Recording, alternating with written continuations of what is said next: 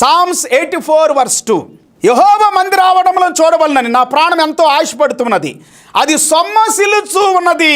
జీవముగల దేవుని దర్శించుటకు నా హృదయమును నా దేహమును అంటే నా శరీరమును ఆనందముతో కేకలు వేయుచు ఉన్నవి. చూసారా, ఈ దేహములో మనం ఉన్నంత వరకు దేవుని కొరకు ఆశపడాలి పిల్లారా.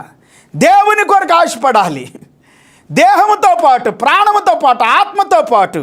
అలాగనే 4వ వచనం చెబుతావు, నీ మందిరావడం నందు నివసించు వారు ధన్యులు, వారు నిత్యము నేను స్తుతించదు. దేవుని మందిరములో నివసించాలని.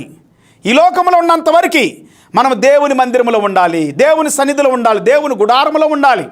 ఆ తర్వాత ఈ లోకాన్ని విడిచిపెట్టిన తర్వాత కూడా దేవుని యొక్క సన్నిధిలో ఉంటాము, ఇంటిలో ఉంటాము. 10వ వచనం చెబుతా ఉంది, సామ్స్ 84:10, 84వ కీర్తన 10వ వచనం, నీ మందిరావరణములో ఒక దినము గడుపుట 1000 దినముల కంటే శ్రేష్టం, భక్తియుల గుడారములో నివసించుట కంటే